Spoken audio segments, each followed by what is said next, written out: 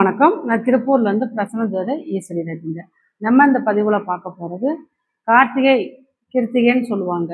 இந்த கிருத்திகை நட்சத்திரத்தில் பிறந்தவங்களோட குணநலங்கள் எப்படி இருக்கும், அவங்க செல்ல வேண்டிய தோஷ நிவர்த்தி ஆலயம் எது, நட்சத்திர தோஷ நிவர்த்தி ஆலயம் எது, அவங்க என்ன வழிபாடு எடுத்துக்கணும் அப்படிங்கிறத பார்க்கலாம்.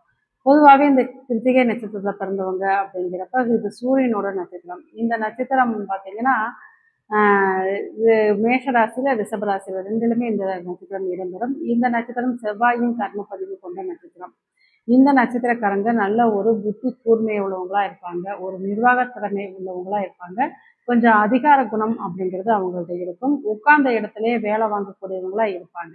அதே போல இந்த நட்சத்திரத்தில் பிறந்தவங்களோட குடும்பத்துல கோயில் நிர்வாக பொறுப்பில் உள்ளவங்களா இருப்பாங்க, ஒரு கோயிலை நிர்வாகம் செய்யக்கூடிய அமைப்பு கூட அவங்களுக்கு இருக்கும் அப்படின்னே சொல்லலாம். இந்த நட்சத்திரத்தில் பிறந்தவங்களுக்கு கொஞ்சம் முன்கோபம் அப்படிங்கிறது இருக்கும். இந்த நட்சத்திரத்தில் பிறந்தவங்க நல்லா உணவு சமைக்கக்கூடியவங்களா இருப்பாங்க, நல்லா ஒரு உணவை ருசியாக செய்யக்கூடியவங்களாகவும் இருப்பாங்க. இந்த நட்சத்திரக்காரவங்க பார்த்தீங்கன்னா செல்ல வேண்டிய ஆலயம் கீழே கஞ்சா நகரம் சொல்லக்கூடிய ஊரில் சிவாலயம், அதாவது காத்தர சுந்தரேஸ்வரர் ஆலயம். இந்த ஆலயம் சென்று இவங்க வழிபாடு செய்கிறப்ப நட்சத்திர தோஷ நிவர்த்தி ஆகுங்க.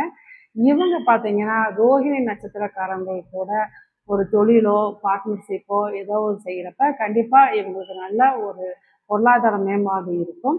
அதே போல் ரோஹிணி நட்சத்திரக்காரங்களுக்கு இவங்க பால் சம்மந்தப்பட்ட உணவு, ஒரு ஐஸ்கிரீமாக இருக்கட்டும், பால் தயிர் இந்த மாதிரி இதை வாங்கி அவங்க தானம் கொடுக்குறப்ப கண்டிப்பாக இவங்களுக்கு நல்ல ஒரு ஆக்டிவிட்டி ஆகும் அப்படிங்கிறது தான்.